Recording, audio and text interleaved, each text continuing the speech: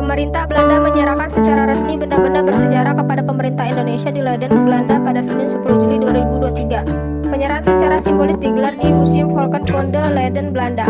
Koleksi tersebut diterima Direktur Jenderal Kebudayaan Hilmar Farid yang mewakili pemerintah Indonesia. Sementara pemerintah Belanda diwakili Menteri Muda Pendidikan, Kebudayaan, dan Ilmu Pengetahuan Kerajaan Belanda Gunay Uslu. Ratusan benda bersejarah itu dikembalikan setelah melalui penelitian dan komunikasi yang panjang antar kedua negara. Benda-benda yang dikembalikan mulai dari koleksi benda seni dari Bali, artefak Singasari, hingga benda-benda bersejarah dari Kerajaan Lombok. Dilansir dari BBC Indonesia, diperkirakan jumlah benda bersejarah yang dikembalikan oleh Belanda mencapai 472, termasuk di dalamnya permata dari harta karun Lombok.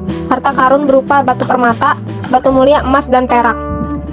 Merujuk pada catatan sejarah, ratusan kilogram emas, perak, dan permata itu dijarah oleh tentara kolonial Belanda dari Istana Cokronegara dan desa sekitarnya usai berakhirnya Perang Lombok pada 1894. Dalam situs resmi Ditjen Kebudayaan ada 132 koleksi benda seni Bali, antara lain berupa lukisan, ukiran kayu, benda-benda perak, dan tekstil para maestro seniman yang tergabung di dalam kelompok seni Pitamaha yang dikembalikan. Sedangkan 4 patung Singasari yang tersimpan di Museum Volkenkunde Leiden ada primadona dari abad ke-13 Masehi. Keempat patung tersebut berasal dari Candi Singasari yang didirikan untuk menghormati kematian Raja Kertanegara dinasti terakhir dari Kerajaan Singasari. Pada 2020, Belanda telah mengembalikan keris milik Pangeran Diponegoro dalam kunjungan Raja dan Ratu Belanda. Hilmar memperkirakan pemulangan ratusan benda bersejarah yang dirampas militer Belanda tiba di Indonesia pada Agustus mendatang.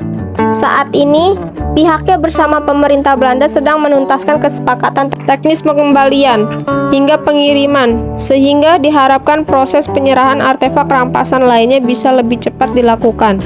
Hitungannya dari 8 jenis koleksi milik Indonesia yang ada di Belanda, jumlahnya mencapai ribuan. Benda-benda itu dipastikan diperoleh Belanda dengan cara-cara ilegal pada masa penjajahan. Pada Sabtu Juli 2023, Raja Willem Alexander secara resmi meminta maaf atas peran Belanda dalam perdagangan budak, dengan mengatakan dia secara pribadi dan bersungguh-sungguh menyesal. Belanda menjadi negara kolonial yang ditakuti setelah abad ke-17. Negara ini menguasai wilayah di seluruh dunia dan terlibat dalam perdagangan budak yang mencapai 600.000 orang lebih.